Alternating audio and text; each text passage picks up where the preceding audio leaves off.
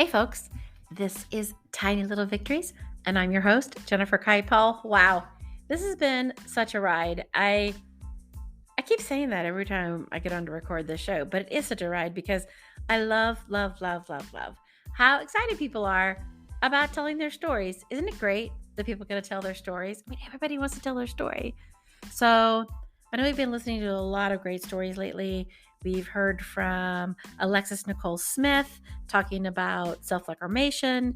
We've heard from Dim about what was going on in the brand wars when mobile phones were becoming so predominant. We've talked to a comedian. We've talked to designer Laurence Carr. And today we're getting ready to talk to somebody who has had his finger on the pulse of technology for quite a long time. His name is Martin Bryant. He's a journalist, an entrepreneur. He's a business guy. He's also a musician. We're going to talk about that, how he wants to make instrumental hip hop. But more than that, he's so passionate about words and telling stories with those words for early stage startups.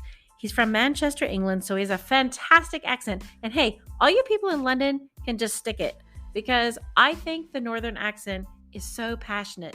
There's so much energy and so much emotion in it. I love it. So we're going to talk to him. We're going to hear about everything he's been doing. He was editor-at-large at the Next Web about over a decade ago. He has edited so many publications. He has a new publication that he's put out there called Pre-Seed Now. Really interesting stuff we're going to talk about. He has a newsletter called Geek Out, comes out on Fridays. I mean, it's actually really great. You guys should subscribe to it. I'm going to put it all in the notes. But he's coming up next. But I just want to thank you again with all your listening and sharing. So yeah, I'm just going to ask, if you like the podcast, please share it with people. Share it on your social channels and maybe repost it on LinkedIn.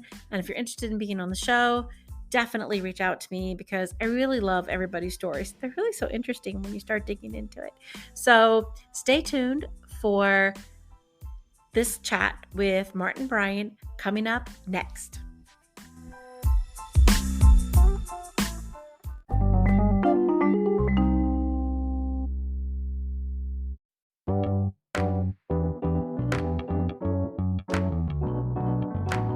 Powered by Riverside.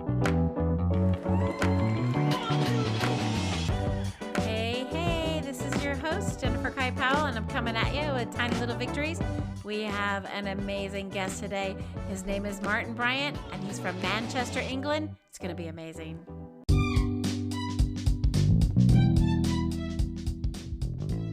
Hey, welcome back to Tiny Little Victories. I'm your host, Jennifer Kite-Powell, and I have an amazing guest with us today, Martin Bryant. Hello, Martin. Hello. Good to be here. It's so great. You're here from the north, up north in the United Kingdom. Can I ask you a question about that? You know, in all these sci-fi shows, they're like, it's always about the north. There's always something happening in the north. Is that, do you get that a lot when people meet you from the north, or the Icemen coming? Well, yeah. Well, not really, but it feels a bit like that. It feels a bit like that in London, where anything north of just above London is some kind of barren world that they don't understand. And if a lot of people who move, let's say they go to university in Oxford, Cambridge, or London, something like that, and then they get a career in London, and they're from the north, they'll start to adjust their accent to be a bit more southern, a bit more southern. But I didn't realize how how incredibly northern my accent was until I love your accent. I listened back to a video recently that I made at university. I got a digital copy of it finally, and my accent it's changed now. It's still northern, but it was so northern. Really? But there's a real social thing to it, where if you're from the north, you get taken less seriously by a certain kind of person, and it's a real weird thing. Yeah, it is a really weird thing, and I love. So you were able to seriously notice that your accent changed from uni to now, because I think you have this very beautiful, pronounced northern accent. And actually, it's interesting that you should say that, because when I was living in London, I was dating then, and most of the nicest men that I met were from the north. And then some of my friends, like in London, be like, "Oh no, you can't go out with him because he's from the north," and also his accent. And I'm like, "I'm sorry, like what's going on here?" And then I realized it's all this like micro, like aggression. And then I thought about it from America's point of view. And when someone has a really pronounced Southern accent, I think it's the same. Like they're like, "Oh, they can't be intelligent or bright." But I find those accents to be. This is not what we're supposed to talk about today, but I find those accents to be much more expressive and emotive, you know, than anything. But I was thinking, right? I mean, it's like because your inflections are there, you have passion. So I really enjoy listening because I feel like, okay, they're not so flat. They're alive. They have passion for what they're doing. and I was watching his Dark Materials recently, and it was all, again, about the North. I'm like, what is going on? Okay, so we've settled that. Anybody north of London thinks it's a barren wasteland. Okay, fine. Fine. So I want to introduce you because you have a lot of titles, and you've done a lot of things. Journalist, entrepreneur, of a big revolution. I want to talk about that. Musician, of which, by the way, you owe me a soundtrack from like 10 years ago, just so we're clear on that one. Do I? Yeah. Oh. Yeah. Okay. And so you've done so many things. I mean, you were the editor of the Next Web back in the day when I think the Next Web actually had great editorial. And you work with tech companies, use your journalistic background to help people like get their words straight so they can communicate. And then you've started Precede Now, which is amazing. So how is it that you are able to bring all these things together? And it's fascinating that you've put together all these things. Oh yeah, I want to tell everybody he's also done a lot of docu-podcasts. So I want to talk about that later too. That's okay. Yeah.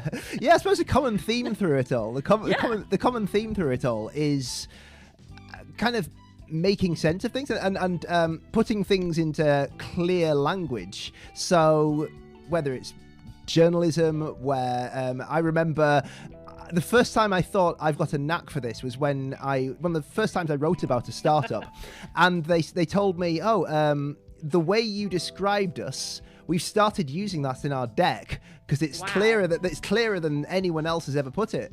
And that was like, hang on a second, maybe that's something that I'm good at. And so whether it's writing for the Next Web, writing, freelance, whatever, whether it's doing my own newsletter, whether it's consulting, and I've done PR at various times and things, it's always been about putting complex ideas into simple, easy to understand language, I suppose. Yeah, I think you do. I think that is your knack. I think you have an ability to distill things into, I think a lot of these startups, you work with really early stage. I'm gonna ask you like why, but like I think a lot of times they just talk in these circles, whatever their investors or their seed investors want to tell them. It's very hard to understand what they do, and I think like that is a skill, that is a service, because it's very difficult to read something. I get a lot of pitches as a journalist as well. I'm like, what? Wait, what are you saying? I don't follow this at all. And so, like that distillation of words, did that lead you to Big Revolution? Is that sort of where that came from? Well, I suppose the reason I went into that was I was kind of a bit burnt out from journalism, where I'd been I'd been at the Next Web for a few years, and I'd gone from reporter through to editor in chief. I was editor at large. I was like, I want to do something different, and I quite like the idea of working more directly with companies. And so the idea was, and I wasn't really sure how it would work, because I didn't really like the idea of having an agency per se, but I like the idea of working with startups, and so it's kind of freelance, but with a bit of branding alongside it, I suppose. So I helped startups with things like, I still do a bit of this from time to time as well. Now. Just everything from their homepage, putting what they do on their homepage into better language. Their deck. I mean, how can their deck actually be compelling? Taking 100 words and turning it into a sentence, that kind of thing. Yeah, absolutely. How do you find that's changed? Like, I mean, I know you've been doing this for a while, so I know the tech scene has changed a lot. Of the speed with which we're talking about things has changed. How do you think that communication or that words and messages have changed in the past year since you've been working on it? Have you noticed a big difference? I mean, more generally, I think and this is just not just about language, this is about startups in general. At the early stage, founders are often better prepared and better connected and know what to expect, etc., at an earlier stage than they used to be, because there's a lot more out there, a lot more books to read, a lot more podcasts to listen to. University certificates you can take. Yeah, exactly. So there's so much out there, but still, I think there's still a core problem, and I have this with my own things as well. Maybe not so much with Pre-Seed now, because I think I can describe that really clearly, but a lot of the other things I do, I think I sometimes find, and I think everyone who's ever had a business will find this to an extent, that you're so in the weeds with it that actually distilling it down to a sentence or two sentences is really difficult, because you see the big picture and the micro picture, the macro and micro, all at the same time meshed together in your head with a million to-do lists and things you need to do, and just explaining it simply can be difficult. And so you're so close to it. You're so close to it. And you need the outside look to the outside eye. It's hard. I always say that having editing is the most important part of this job, right? Like, because how do you stand outside of yourself as an editor, as you were an editor at large, and like edit your own stuff? Like that's what I find difficult too, is really stepping back and thinking that doesn't make it. That's not a sentence. That makes no sense. And I think the power of language is something that I've noticed.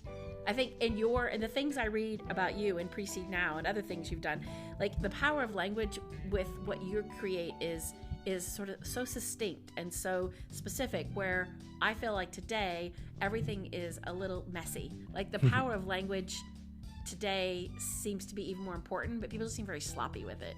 That's how I'm looking at things. Yeah? Okay. Yeah. I don't know. I think we take things for granted. We take things for granted, like really SEO headlines that don't really connect to the body of a piece.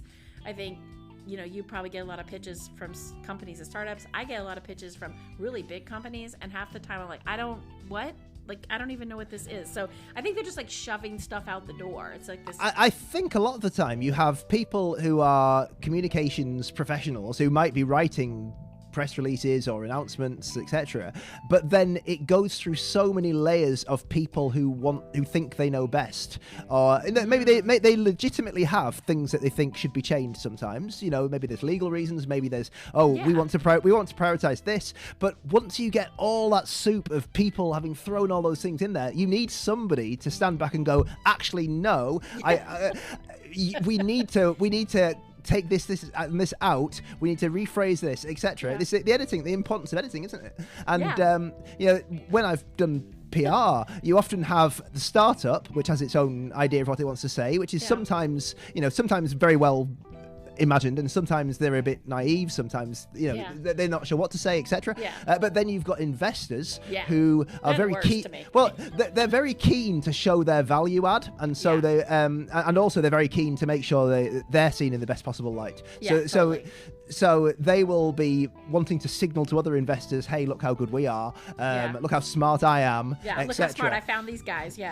Exactly. But also they'll want to weigh in on all sorts of little tiny aspects that are just showing how important they are. And if you've then got three different investors weighing in for some reason on a piece, or different stakeholders and things, it can be so complicated, and it's such a delicate balancing act to get everything right. But in the end, you have to, if you're a professional working in communications, you have to at some point say, while I respect all of you, to achieve this aim, I am going to have to say that really we have to do this, and sometimes you lose those battles. Sometimes you lose those battles, and you have to grin and bear it. But being able to kind of put your foot down is quite important, and I'm very surprised. I'm surprised. Too. Yeah, I'm surprised sometimes where I talk to people. I've talked to people who are full-time seasoned PR pros, and I talk to them, and they say like. You told a client that? I would never tell a client. You told a client they were wrong. I would never do that. Oh my God. See, but oh my God, you're making me laugh, because that is actually, I've heard that. That's so true. Because the client needs to hear the truth. I think they can make their own, like you said, they can make their own mind up. But to me, you're not doing your job as a somebody that's advising them, if you're not telling them the truth. I mean, if their ego is that delicate, they probably shouldn't be in this business. But I think that is part of the problem with comms professionals, as you probably seen and I've seen, is that they won't tell you the truth. They sort of like, well, yeah, it could work, but they don't want to hurt your feelings. But in fact, if they try to pitch it out and you get that story out there, you're like, but why didn't you just say this? This isn't what this does. They're like, well, the client really wanted, we couldn't tell them. I'm like, really? Really? You couldn't tell them? Are you sure? But I think that's part of the disbalance in these relationships. Like you talked about investors, they're very focused on the value add. I really like Pre-Seed Now. I want to talk about that, and I'll put this in the notes so you guys can all go read it. But you're really focusing on super early stage startups, which I love. But why? Why did you pick that particular genre of startups to focus on? Two things. One, I love writing about very early stage companies. I love discovering and talking to very early stage companies and kind of helping tell their story for the first time, I suppose. And also, there was a gap in the market. There was a real gap in the market. Nobody really writes that much about these companies. And you do get a little more interesting. They're so much more interesting. And I can understand why. If you're a journalist who is bombarded with stories from, the biggest tech companies to the smallest startups, you're going to prioritize the bigger companies because often those stories are more important in many ways, and those stories need to be told often, and your readers expect to understand, hear about them. So I can totally understand that. And also, if let's say you're talking about a £100,000 funding round versus a $200 million funding round or whatever, the bigger rounds are going to get more attention. That's the obvious thing, isn't it? So that's the market. I think that's this business, though. I think you've been around a long time when you came to the Next Web, and I was working on the other side of it until I switched gears. But I feel like I like the startup early stage stuff too. In fact, I like the teeny tiny rounds from a story point of view because it's about exploration. I love what you said. It's about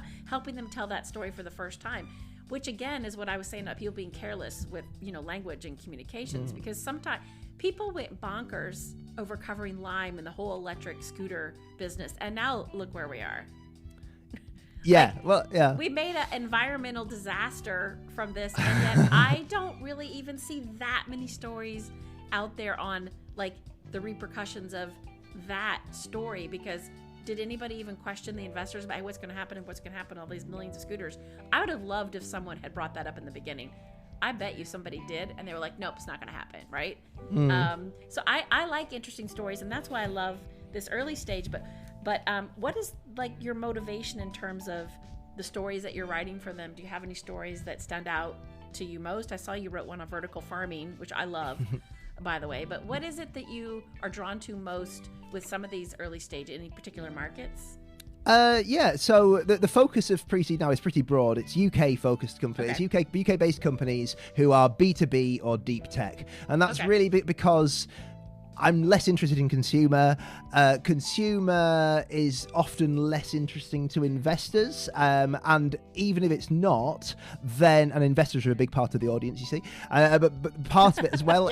but also consumer stuff is easier. It's more self-explanatory a lot of the time, whereas it's more interesting to tell a story about a complicated new AI chip or somebody who has figured out a way of making money from universities' ESG budgets, or all these different so all these different things are just interesting stories to dive into, and it's a way of raising their profile, getting them in on the in front, getting on the map, getting them in front of people, and it's taken off really nicely, to be honest. It's still I think it's you're onto something, because again, like you're right, they're sort of ignored in this market, and so you're really focusing on the UK. I mean, do you have a little more emphasis on companies from the north just because that's where you're from, or are you seeing that it's sort of all over the UK? Well, I definitely want it to be all over the UK, Yeah, and of so course. I'd probably cover a few more companies from the north just because there's more companies in my network Yeah. locally, Yeah. and so I'm more likely to walk down the street and someone say, "Hey, you should check out this company," etc. But at the same time, I very much do, reach out to people Yeah. right across the country and cover everything. I certainly do cover London. London. There are plenty of people looking at London startups, but I'll happily cover London companies as much as I'll cover a Belfast company, Edinburgh, wherever. Yeah. Oh, that's great. There's so much good early technology coming out of that area. I think also in terms of like scientific technology, I find it's just it's really interesting. So so to everyone that's listening, if you're an early stage startup, Pre-Seed Now, that's the place to go. Number one. And the other question I want to ask you, because I know you're super busy and I don't want to run out of time, but I want to talk to you about your opinions about the tech scene today. Oh my God. I think it's so crazy with, AI and all the metaverse conversations. What do you feel like is changed the most in terms of the technology that we're talking about, or, the things that we sort of obsess over the most?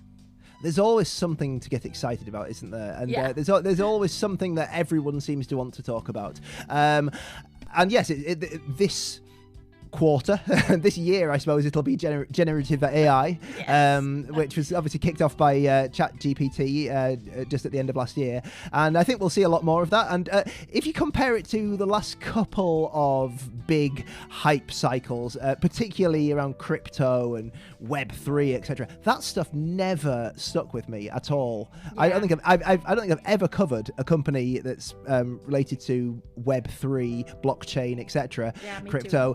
In Pre-Seed Now, I think it's interesting technology, but that's about as far as it goes for now. Maybe someone will make something interesting out of it at some point, but the idea that we were just on the cusp of some revolution with that stuff, no, not really. I agree. I feel like that's a total hype cycle.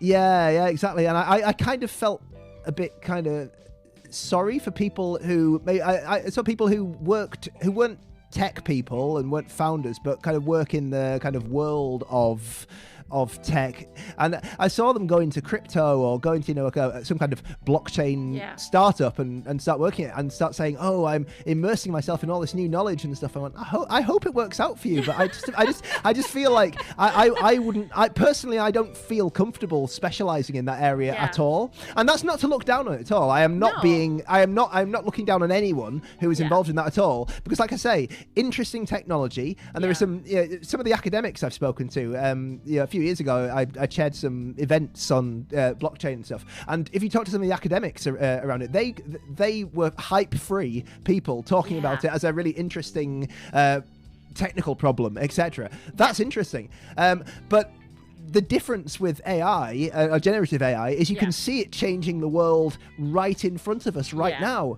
Yeah. So one thing I do, aside from Pre-Seed Now, the other newsletter I work on, Geek Out, with a guy called Matt Navarro, which is social. Yeah. So it's a social media professionals newsletter that goes out every Friday, rounding up all the news. And I love that. Geek Out. That's my favorite thing.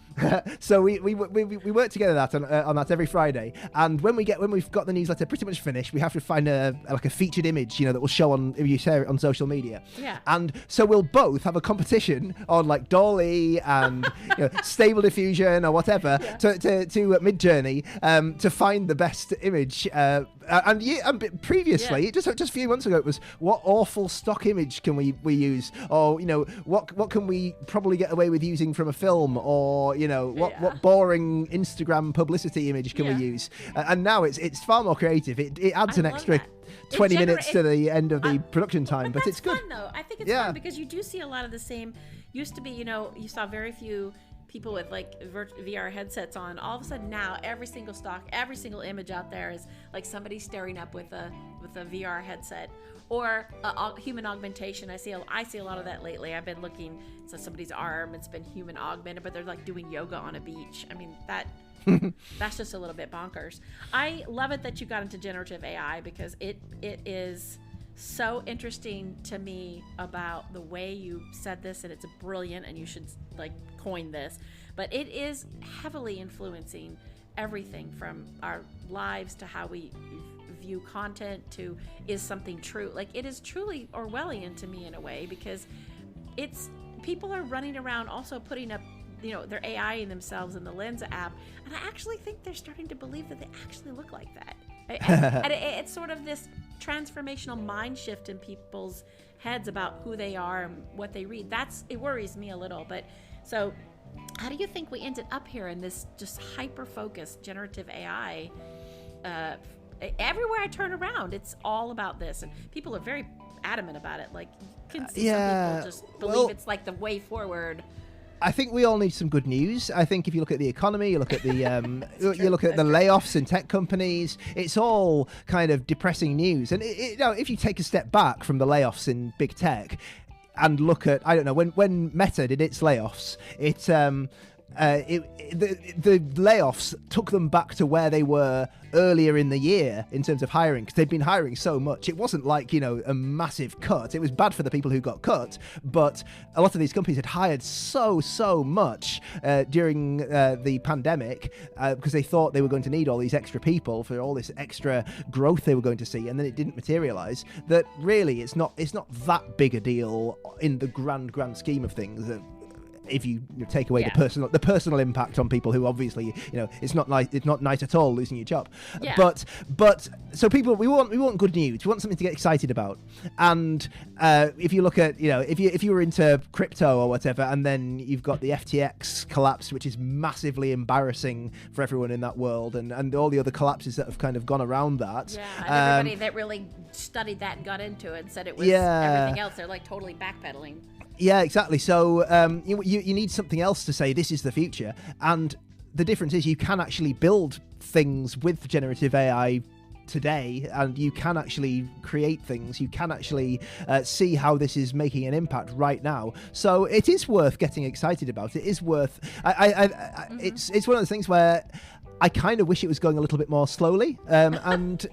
But because why? Well, you look at something like ChatGPT and how it's people in universities are getting worried about students turning in papers and things. And if it was going just a little bit more slowly, we could probably figure out whether it's a good thing or a bad thing, and how to fix it, how to change, how to adapt teaching to account for that, etc. Yeah. So because it's not going away. We don't like to do that, though, do we? Like, we love to just glom on stuff right away and think about the aftermath. I love that you said that, if it was slowing down. I mean, what are you most excited about with, generative AI, and what are you most worried about? Well, I mean, I'm not particularly. I mean, obviously, my if you go to the core of my skills, I suppose I'm a writer, and so ChatGPT should be terrifying me. But I think in the short to medium term, it's going to act. It's going to be a problem for anyone who writes kind of like SEO articles and things. And you saw there was the controversy around CNET using using AI to create articles that were basically SEO fodder. But in a way, although that probably took work away from some freelancer, which is bad in one way, but it's not good work. It's not inspiring work. No, that's what it's not good writing. Like SEO writing is not good. So I would rather a computer write that. It turned out that it was actually really badly done. But why not have a computer write that? If it's really basic factual stuff that can be, as long as it's fact checked, which they said it was and it turned out it wasn't, etc. But if it's just basically grunt work writing, then it's probably better that it's done by a computer, so that people who are actually writers can do other things. I agree. I think it can elevate writing in a way. So I agree with where you're coming from, and I also mad at CNET for just like, if it's not fact checked, just say so. Like don't say it is fact checked. And like, fact checking is, well, but that's a whole nother topic. We can talk about that later. Okay, so maybe someone was supposed to fact check it and didn't, and had told their boss they did. That was that could have been it. That's probably more what happened, right? Is like, I totally did it, and so you're not really worried then. What? So that's what you're most excited about. Are you worried about anything? Maybe you're not worried about anything. I mean, obviously, there's a whole thing around copyright, and there's a whole thing around creativity, and I mean, I'm not worried about human. There's this whole take on it's going to be terrible for human creativity because everything will become a big mishmash of what became before. That is culture. Yeah, Everyone I was draws just going to inspiration. say that is exactly that is culture. That is exactly where we are. Every genre, musical genre, art genre, from the Renaissance to now is a mashup. Exactly. And I first got into pop music and the music in the charts and things as those big kind of sampling hits were coming in. So when I was kind of like 9 years old, 9 years old, things like S Express were around, and Pump Up the Volume by Mars, and all the Doctor in the House by Cold Cut, and all those kind of things that were using loads of samples, and then De La Soul with 3 Feet High and Rising, and Paul's Boutique by the Beastie Boys. They were the first things I really paid attention to in music, and that was the first music but at the time we got to the point where De La Soul's 3 Feet High and Rising hasn't been available for years. It's only becoming available again in March this year, when they finally sorted out the deals, because they basically overstepped the mark massively, and there were all sorts of problems with the licensing of the samples, and it became so expensive to create music that way. But now it's become, you've got to the point now where sampling is so much a part of music. Oh my God. I mean, you see, like a Tom Tom Club sample is like on 3 different kinds of completely different artists. Like, it's amazing that all those little Tom Tom Club lines showing up in rappers and R&B and Mariah Carey. It's all over the place. Yeah, exactly. But that's a culture jam up, just like this. Like, people forget that. So I'm not so worried about that, because human creativity will. I mean, just look at the kind of music that people in their early 20s are making now, their teens and early 20s. It's a kind of music you could not make 10 years ago. And there are some people who obviously aren't listening to music who say that creativity is dead in music or whatever.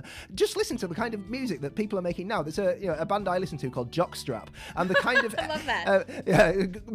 Not everyone's a fan of the name, but the kind of music they make the kind of music they make, it's a kind of music with a computer and with it's a mixture of kind of traditional pop and more kind of experimental elements and things.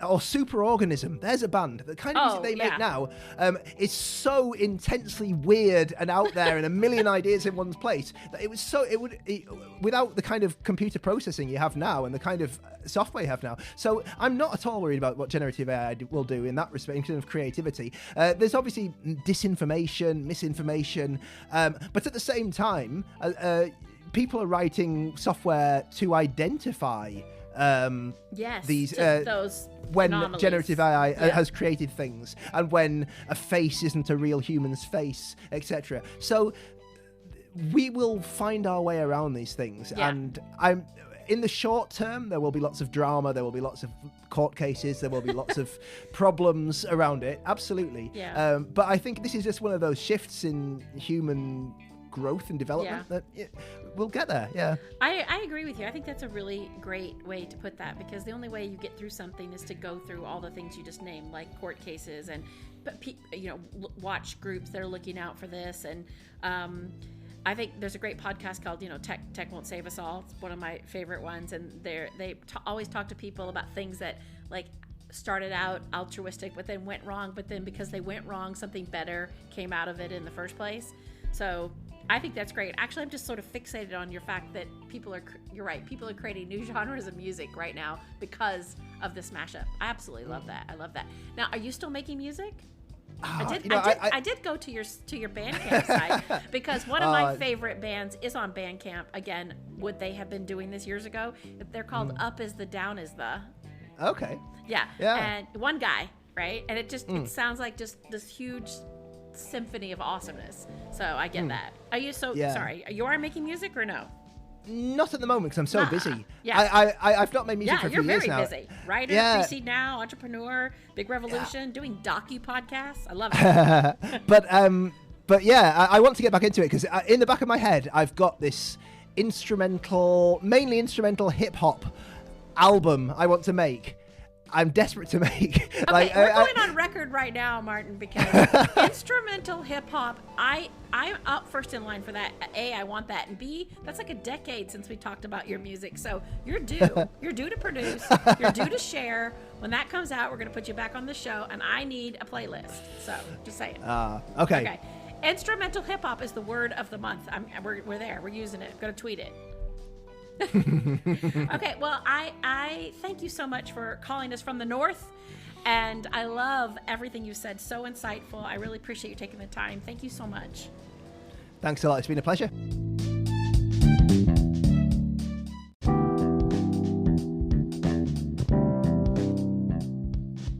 Yeah, welcome back to Tiny Little Victories. I don't know why I'm singing that song. Anyway, welcome back to Tiny Little Victories. I really enjoyed that conversation with Martin, and I hope that you did too. He's so interesting to me, right? Like, he has so much passion and energy for what he does. And I think you could tell that by the way he talked in the podcast. Now, I know we talked about something pretty specific, which has been like gnawing at me in the back of my head since we talked about it. But we did talk about generative AI, and Martin did give us his very salient comments about what part of that was going to be good and how can this sort of thing like delete a lot of the heavy lifting, some things that you do like writing and the basic research. But I just wanted to talk a little bit about some news headlines I've been seeing recently about it that really kind of bother me a little bit. One is this crazy, overly dramatic writing around ChatGPT and how it's the most downloaded app since the dawn of time, or in most mankind. Well, no, because we haven't had apps that long, and that's not all of mankind or since the dawn of time. And you can't even really compare the technology that is on an app that we use in our phone from even 2007 to now, because the phones weren't even capable of this type of stuff, and they're just struggling with battery.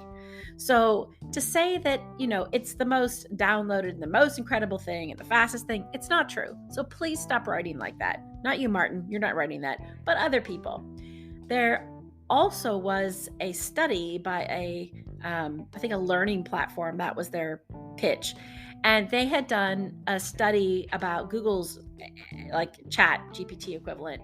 And they were like, yeah, here is the results and here why one is better. And I'm like, you guys, that thing just came out like a hot second ago.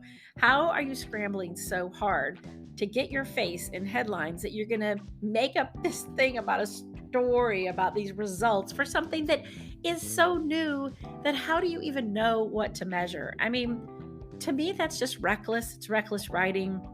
It's just reckless headlining, because I do feel like we're in a hype cycle. Now, I will say this.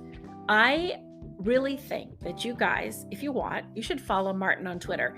First of all, his Twitter handle is Martin SFP Bryant. So give him a follow. I think it's just Martin SFP. Yeah, that's it. I'll put it in the notes just in case I mess that up. But the reason why I think you should follow him is because he has so many interesting pieces of news content on his Twitter feed. And that is why I think he's an interesting person to follow. He is a writer, so he knows how to create content that is compelling. You don't have to be in startup business. You don't have to be an investor to follow what he writes. He takes a lot of time to create stories that are very interesting. Like, here's one headline from February 9th. Tomorrow wants you to take on Amazon, Microsoft, and Google by making better use of those wasteful crypto mining rigs. That's an interesting headline, an interesting story, an even better image that they have with the story. So you should go check that out. But I think the value is that he really brings stories to light that can have an impact on things. Because he works and writes and covers these early stage pre-seed startups, this technology is a little less hypey. Yeah, I'm going to say it. It's less hypey. So also, maybe you guys just give him a little nudge, see if we can get on that instrumental hip hop bandwagon a little bit faster. I'm really dying to hear that. I don't know if you guys are, but I am. So thank you again for listening. And thank you for sharing this podcast. If you're sharing it with a friend or an enemy, I'm happy either way. But I'm so glad that you came back. And I really hope you enjoyed this interview with Martin Bryant. And we will see you next week on another episode of Tiny Little Victories.